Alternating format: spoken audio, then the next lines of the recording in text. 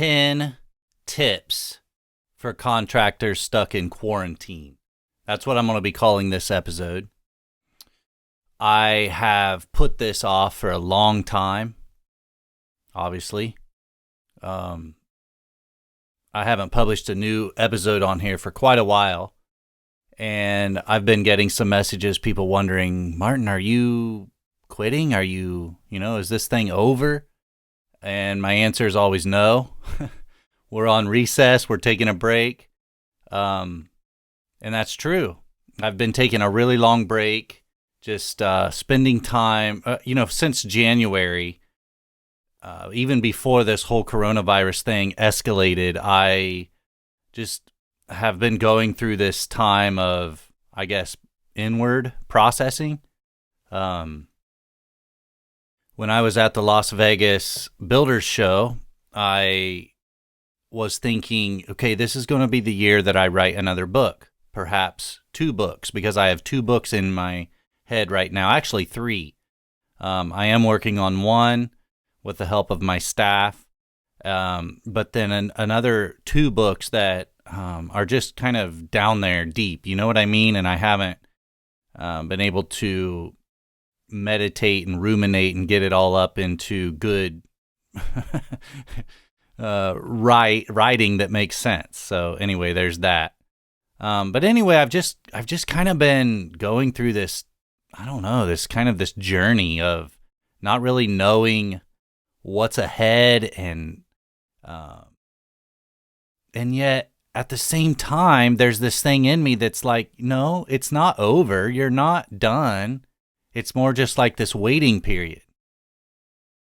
So then in March, this whole coronavirus thing just escalated, like within 2 weeks.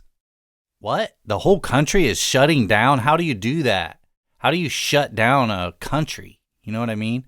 So, and every day now it is changing. We don't know what's ahead.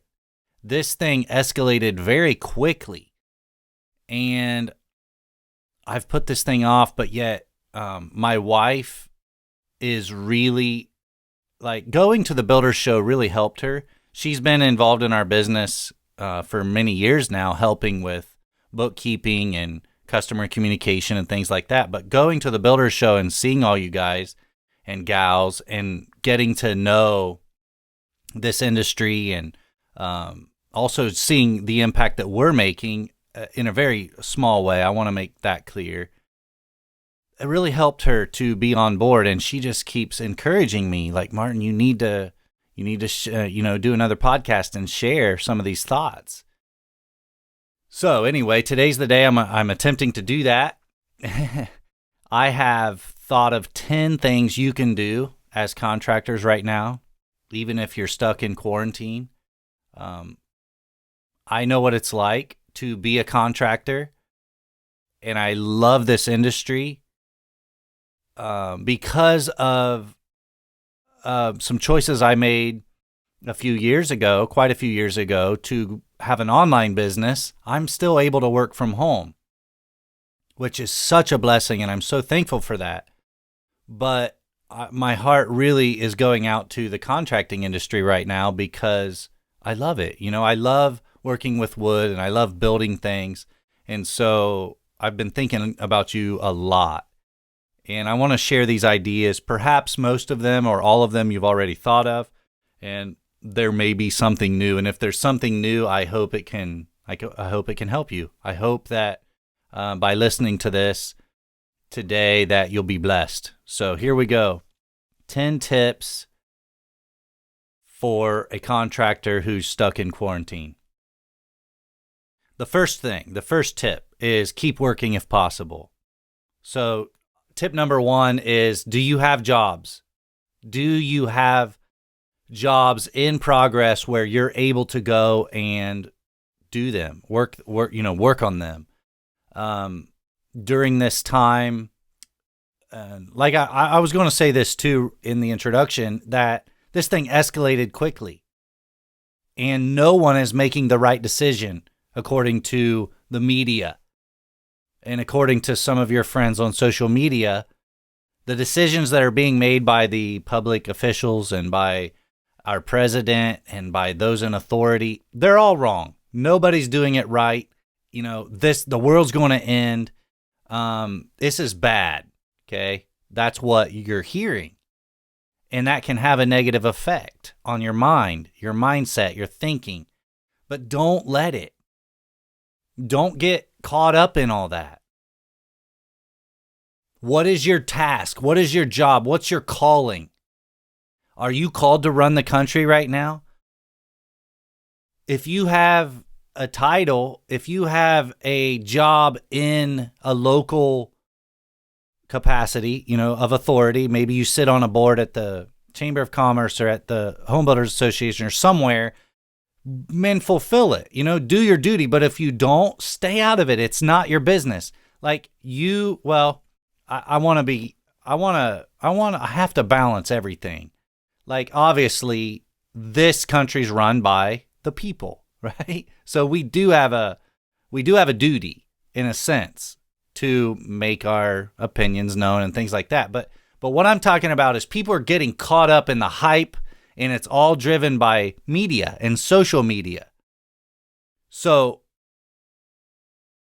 focus on the main thing. Keep the main thing the main thing. Like, what is true? Well, the truth is my family's healthy. We're at home. Okay, focus on that. And then that moves us to tip number 1, and that is keep working if possible. If you have jobs that are going right now and you're allowed in your state to go out and then do it. Like, don't sit at home and mope. Don't go into depression because the world hasn't ended. You see what I mean? It's not over. Most people are healthy. The last statistic I saw, which I don't even plan to look anymore, I deleted the news app from my phone today, but the last statistic I saw was, I forget now. I think it was, I better not say because I forget the number of infected people. And it's like, when you have, 80 million or something citizens in America. I mean, it's not even to 1%. It's like teeny tiny portion of those affected. And then when you look at 7 trillion or I don't know, are we up to 8 trillion? However many people in this world. Yeah. Like, in other words, get your mind in the right place and then go out and do your job. Like, if you have work, go do it. Don't put your community at risk. Like, don't go, excuse me. Don't go to the job if you're sick or if the people there are sick. But if you're building a new home and no one's there, like, get out there and work. It's going to help your mind. Get that blood flowing and then it's also going to help your income, your revenue. Like, just keep doing your job if you can. Okay. Now, tip number 2 is if you can't, then do projects around home. There's umpteen things that need done around the house, right? Like, now's a good time to tackle one of those, 2 of those, 3 of those. Like, make a list and start checking them off. Do some of the easy ones first, like that thing that you've been putting off for a long time, that shelf that you need to build, that garden you've wanted to plant, or I don't know. I have no idea what it is, but these projects around the home that you keep waiting for time. You just say, I just don't have time to get it. I just don't have time to do it. And you're making that excuse. Well, now you have time. And it's good for the body. It's good for the mind and it's good for the soul to get out and work. So do projects around the house. Tip number 3, quality time as a family. Hey, for us, we live in Washington State and practically the state is shut down. The governor today just issued a stay-at-home order. So the schools were shut down, a couple weeks ago. The kids are at home. Everybody's home. The whole family's at home. Like, make it a good time. Make it an extended, I don't want to say vacation, but use this time to build your relationships with your wife, with your spouse, with your kids. This is the perfect time to do that. Don't waste it. What have we been doing? The other day, we took a walk as a family, went up by the canal, threw rocks in the water, talked, laughed, hiked. And then just this last Sunday, we went to some local lakes, some local ponds, and hiked back in there and did some fishing. Guess what? Our youngest caught the only fish, and all of us found ticks on ourselves. So we all caught more ticks than we did fish. But did we enjoy it? You bet. It was good for us. And later that evening, my wife's like, I'm really glad we did that. I'm really glad we got out. And if that's just like getting out, but quality time, play games, play games as a family. There's a lot of very, very simple games that you can play as a family that are super fun and bring a lot of laughter. One of the simplest games that you can play is I'm thinking of someone. And it has to be someone that everyone in your family knows who it is. Think of that person, and then it's yes or no questions, and you just take turns asking them around the table until the person that guesses who you're thinking of wins. And then they get to think of someone. That's so simple, but it's so fun. And then another one that we've been playing is called Salad Bowl. And each person writes down on a piece of paper a word or a phrase that starts with the same letter. So let's say your letter is D or A. The first letter's A, and so the word has to start with A. And man, I'm going to take this whole podcast trying to explain this game. I guess look it up. But Salad Bowl, it's a fun, super easy, but yet super fun and so much laughter. So man, do those kinds of things together as a family, and it will help and strengthen your relationships within your family. And I obviously, man, we do this anyway, but I encourage you to eat your meals together around the table. Some of the best conversations happen while you're eating together around the table.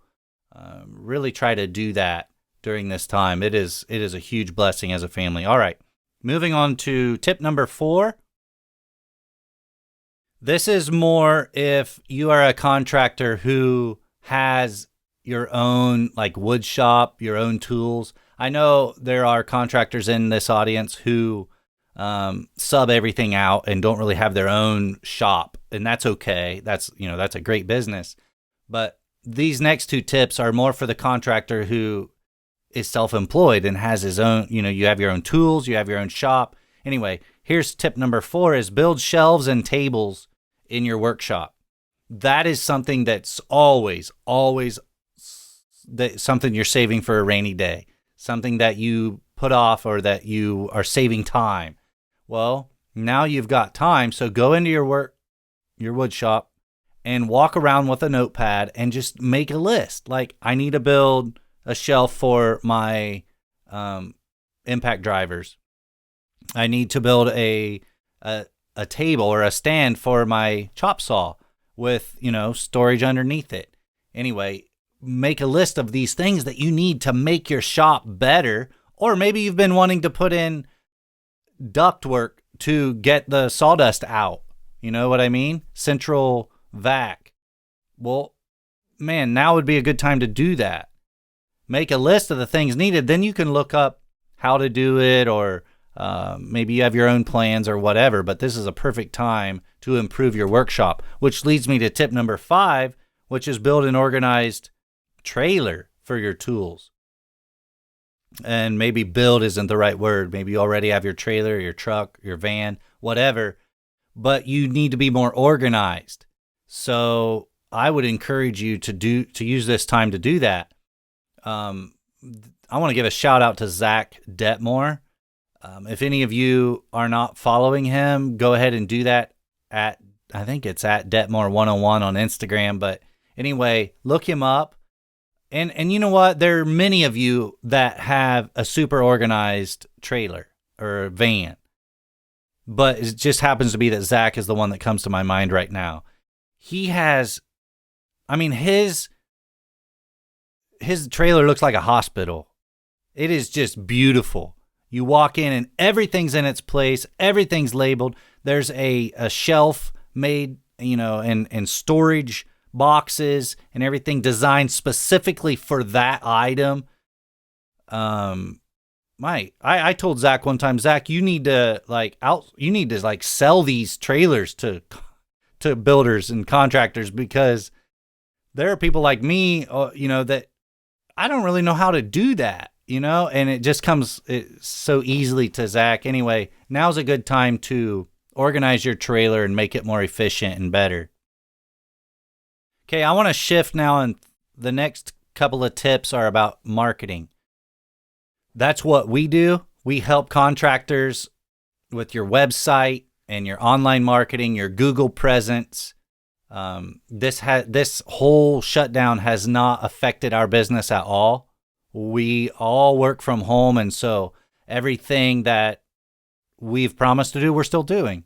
We're maintaining the websites, updating them, and going onto Google every day and improving the presence there, doing directory listings and all that kind of stuff. So I'm very grateful and very thankful for that and for my team, because all of us are quarantined, but we're all working. So I'm very grateful for that. Now I'm thinking about you, the contractor, and your marketing, and how this opportunity is affording you more time to think about that. Throughout the year, you're busy. You're thinking about the next job and how to get it. You're thinking about estimating. You're thinking about invoicing. You're thinking about getting the actual job done, and you're thinking about this employee and the problem you're having there. You're thinking about so many things that it's easy for you to put off your marketing, or to put off online marketing and not really focus on it. But now is a good time to do that. So my sixth tip is write blog posts.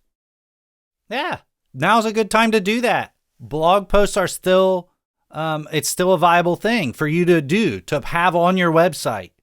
Something that you have written that is a source of knowledge that's coming from you and your experience and your expertise, and you're putting it on there to help future homeowners that might venture to your site, look you up and start reading that, or they might click on the link because your blog post showed up in the search engine. So make a list of 10 or 5 of your most frequently asked questions, or the topic that you're most passionate about, and write a good long article about it and put it on your website. Now's a really good time to do that. Tip number 7 is to write an updated about page. Your about page is one of the most important pages on your website. It's the place that prospects come. They not only want to know what you do, but they really want to know who you are. And I have seen so many contractors out there that have this generic website, and they don't even tell about who they are. They don't tell anything personal. It's all like industry speak. It's big words that homeowners don't even understand. And there's nothing about the actual builder, the owner. And I want you to not be like that. I want you to, on your website, make it personal. I want to come to your website as a homeowner and look at and say, I like this person. They are relatable. Many of you are on Instagram, and many of you do Instagram stories. Why can't you be that way on your website? Why can't you show personal flavor like you do on Instagram, but do that on your about page?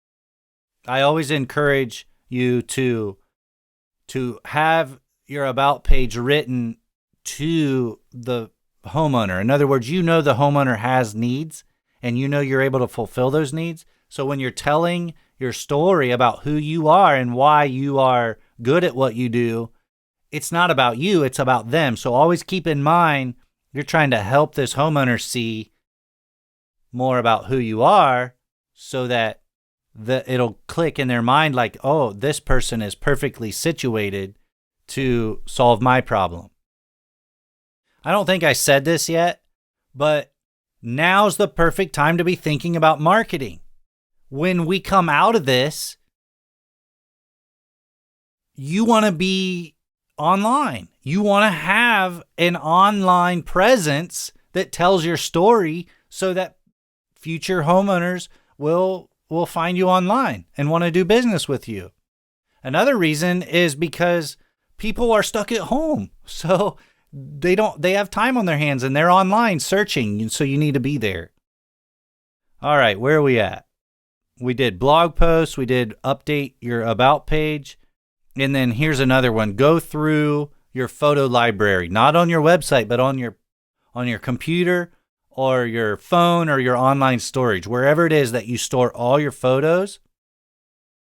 Go back through them for the past year, maybe 2, and drag every photo of work and put it in a folder. Or if that's too many, then don't do that, but at least highlight the ones that you like the best and bring them into a folder called website. And then you can go through and make them look better or, enhance the quality of it or whatever.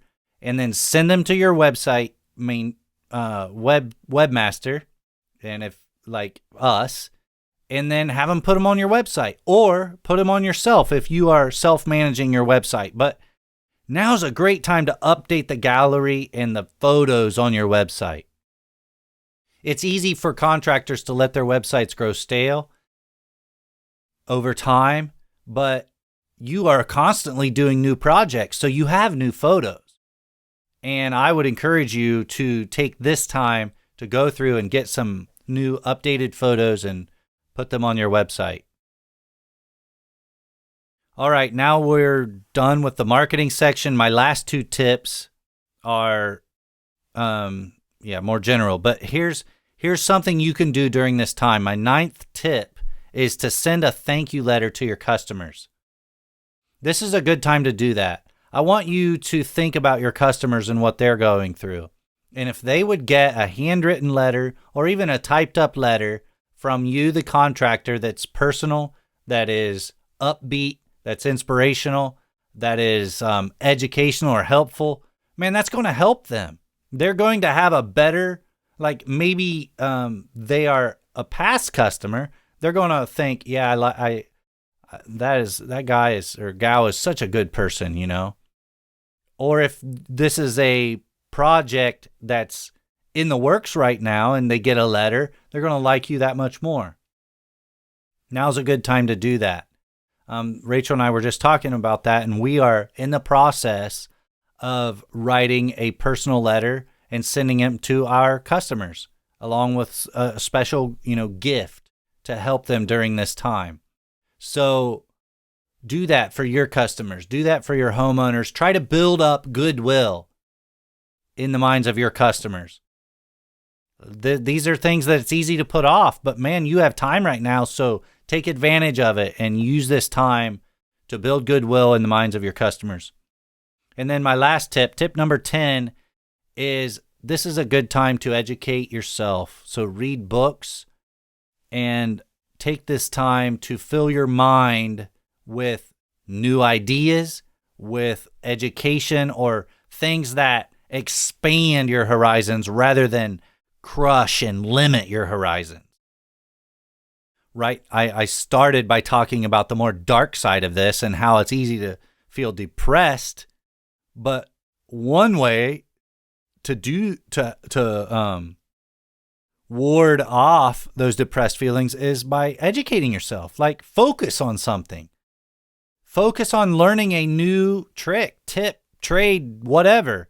And if it's not about learning something new, then at least read books, read something inspirational, something that's going to feed your mind with good thoughts.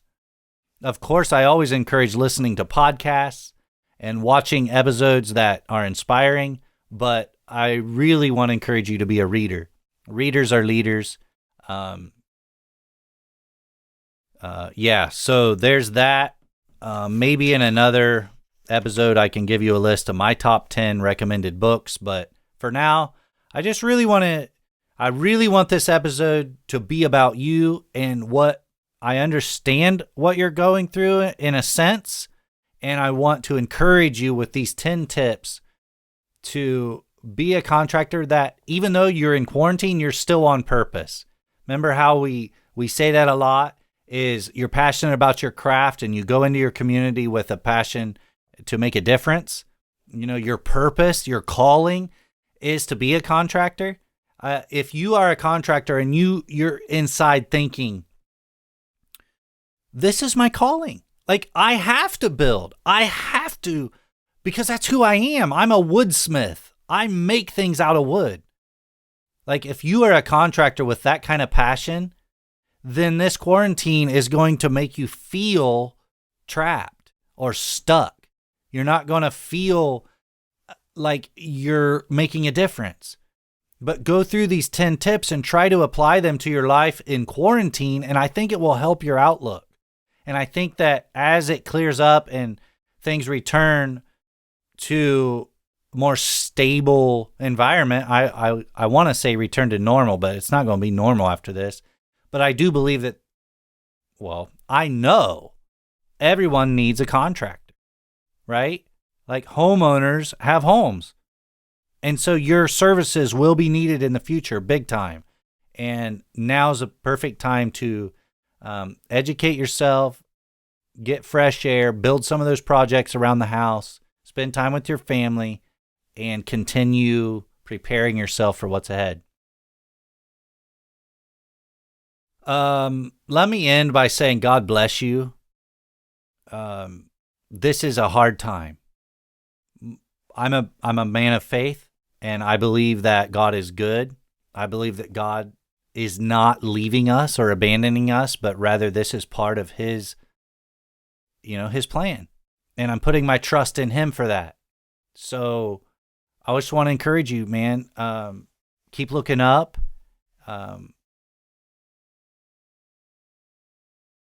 Just keep looking up and keep putting your foot forward. And until we meet again, I'm behind you. I'm for you. And I want to see you prosper and succeed. And I'm going to wrap it up with that.